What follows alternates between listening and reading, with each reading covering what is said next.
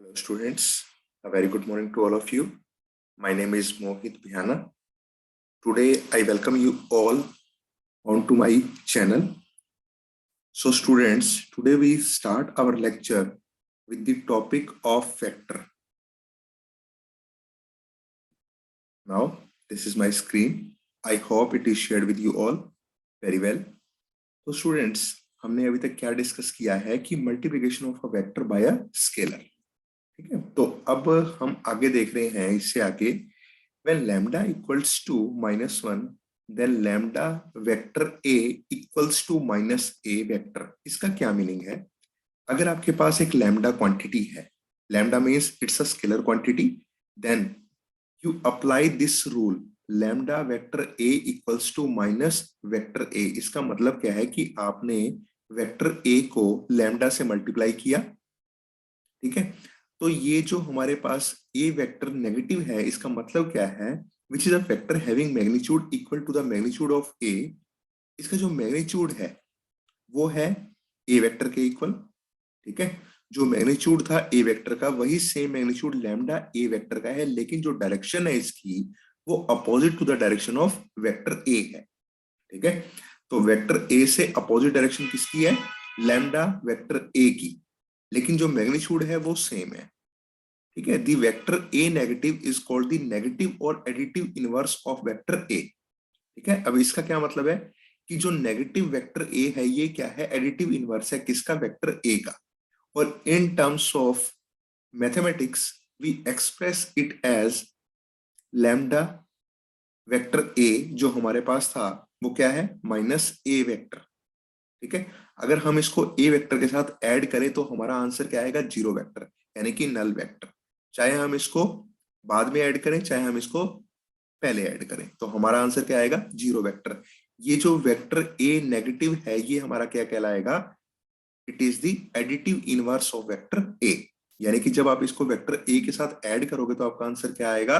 Vector 0, यानी कि 0 vector. अब इसको नल वेक्टर भी बोल सकते हैं. और दूसरी तरफ हमारे पास एक और करोलरी है, वो क्या कहती है कि लैम्डा अगर इक्वल हो 1 अपॉन में वेक्टर a का मैग्नीट्यूड, यानी कि ये क्या हो गया? ये क्या हो गया? रेसिप्रोकल ऑफ वेक्टर a का मैग्नीट्यूड. अगर हम इसको मल्टीप्लाई करें किसके साथ? देखो यहां पर आपको दे रखा है प्रोवाइडेड. अब इसके अंदर आपको एक शर्त लेनी पड़ेगी. यहां पर आपके पास एक कंडीशन है कि ये जो a वेक्टर है ये हमारा नॉट इक्वल टू 0 होना चाहिए. इसका क्या मतलब है? अगर लैम्डा इक्वल ये जो है हमारा वेक्टर a, इसका मैग्नीट्यूड अगर 0 हो जाता है तो लैम्डा क्या हो जाएगा? इनफाइनाइट हो जाएगा. ठीक है, it is not possible anywhere.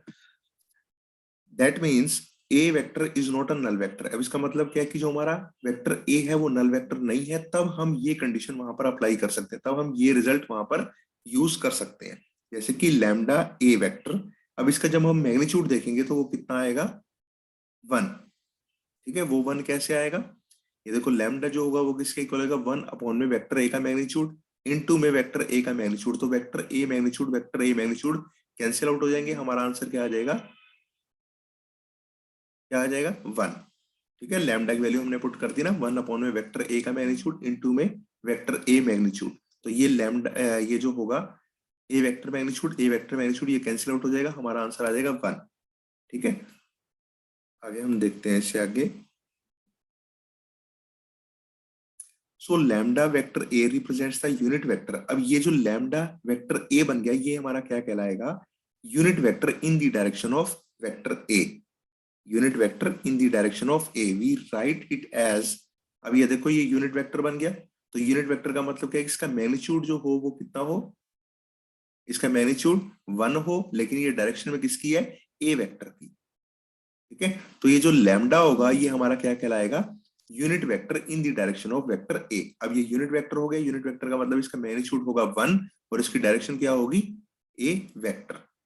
ठीक है, तो पॉइंट टू बी नोटेड यहाँ पर आपके पास क्या है? फॉर एनी स्केलर k, अगर हमारे पास 0 वेक्टर हो और हम इसको किसी स्केलर से मल्टीप्लाई करें तो हमारा आंसर क्या रहेगा? हमेशा ही हर केस में वो क्या रहेगा? 0 वेक्टर, यानी कि नल वेक्टर. ठीक है, तो आपके पास यहाँ पर दो करोलरी थी multiplication of a vector by a scalar के केस में.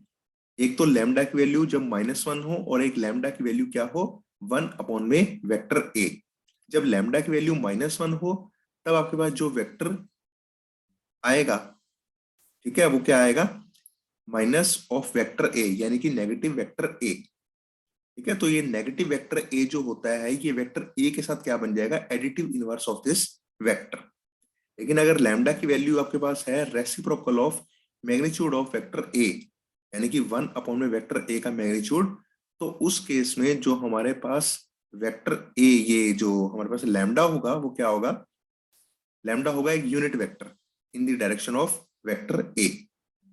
ठीक है, तो लैम्डा के आपके पास दो कंडीशंस हो सकती हैं, या तो लैम्डा आपके पास हो -1, लैम्डा अगर -1 हुआ तो आपके पास क्या आएगा, नेगेटिव ऑफ वेक्टर ए। अगर लैम्डा की वैल्यू आपके पास हुई 1 में रेसिप्रोकल या 1 में वेक्टर ए का मैग्नीट्यूड अगर आपके पास है, तो यहाँ पे जो लैम्डा ए आएगा उसका मैग्नीट्यूड आपके पास क्या होएगा, 1। ठीक है, लैम्डा ए का मैग्नीट्यूड हो गया 1 और ये डायरेक्शन में किसकी होगा, वेक्टर ए की। तो ये लैम्डा जो होगा वो एक क्या कहलाएगा, unit vector in the direction of vector A. ठीक है, चलिए हम आगे देखते हैं थोड़ा सा। Components of a vector, the vectors OA vector, OB vector and OC vector each having magnitude 1 are called unit vectors। तो हम इनको क्या बोलते हैं, unit vectors along the axis OX, OY and OZ respectively।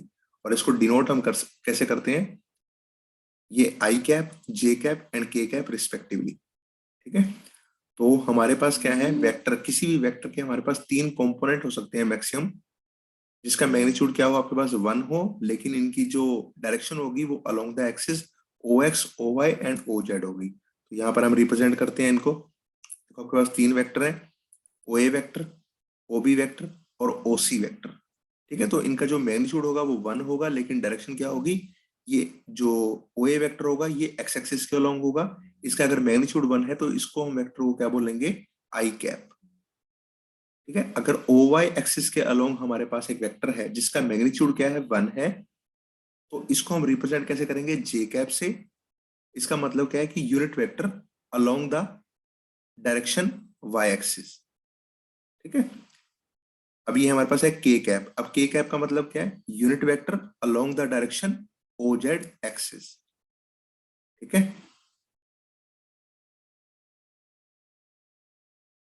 तो आगे देखो, अगर हमारे पास एक वेक्टर है जिसके पास कंपोनेंट्स क्या है, XYZ। ठीक है, यानी कि ये 3 डायमेंशनल हमारे पास एक वेक्टर है, तो इसको जब हमने देखना है इन टर्म्स ऑफ कंपोनेंट्स तो वो हम कैसे एक्सप्रेस कर सकते हैं, ये देखो, XI cap plus YJ cap plus ZK cap. ठीक है, तो हमारे पास एक वेक्टर है जो 3 डायमेंशनल वेक्टर है। अगर हम इसकी पोजीशन को एक्सप्रेस कर रहे हैं with respect two point O, तो हम इसको कैसे बता सकते हैं, OP वेक्टर और R वेक्टर। ठीक है, अब ये XI cap plus YJ cap plus ZK cap का क्या मतलब है, इसके अंदर हमने 3 कंपोनेंट्स लिए हैं। ठीक है, ये 3 वेक्टर्स का क्या है, एडिशन है। ठीक है, एक है हमारे पास एक्स एक्सिस के अलोंग, एक है हमारे पास वाई एक्सिस के अलोंग, एक है हमारे पास जेड एक्सिस के अलोंग। तो एक्स एक्सिस के अलोंग इसका मैग्नीट्यूड कितना है, एक्स, वाई एक्सिस के अलोंग इसका मैग्नीट्यूड कितना है, वाई, और जेड एक्सिस के अलोंग इसका मैग्नीट्यूड कितना है, जेड। ठीक है, तो in terms of statement how do we read it as, this form of any vector is called its component form. इसको हम बोलते हैं कंपोनेंट फॉर्म।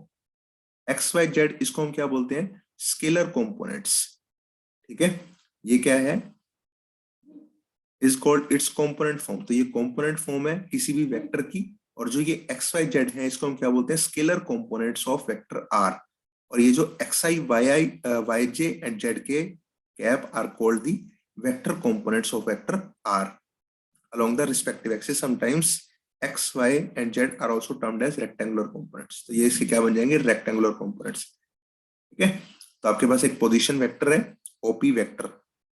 ठीक है, अब इसके अंदर अगर आपको पॉइंट P की लोकेशन को एक्सप्रेस करना है with respect two point O, तो हम कैसे एक्सप्रेस कर सकते हैं, XI cap plus YJ cap plus ZK cap. ठीक है, तो ये जो XYZ है ये हमारे पास क्या है, स्केलर कंपोनेंट्स हैं, और ये जो XI YJ and ZK cap हमारे पास है कंपोनेंट, इनको हम क्या बोलते हैं, vector components of this vector are along the respective axis. तो ये जो वेक्टर कंपोनेंट है इस पोजीशन वेक्टर के, तो एक्स एक्सिस के अलोंग क्या है इसका वेक्टर कंपोनेंट एक्स आई कैप, वाई एक्सिस के अलोंग इसका वेक्टर कंपोनेंट क्या है वाई जे कैप, और जेड एक्सिस के अलोंग इसका कंपोनेंट क्या है वेक्टर कंपोनेंट जेड के कैप। ठीक है, तो एक्स वाई जेड हमारे पास क्या है स्केलर कंपोनेंट्स, और x i y j and z के कैप हमारे पास क्या है वेक्टर कंपोनेंट्स। और एक्स वाई जेड को हम क्या बोलते हैं, कई बार हम क्या बोलते हैं रेक्टेंगुलर कंपोनेंट्स। तो इसकी जो लेंथ आएगी वो हमारे पास क्या आएगी, लेंथ यानी कि मैग्नीट्यूड जो होगा इस वेक्टर का वो क्या आएगा, x square plus y square plus z square का स्क्वायर रूट। ठीक है,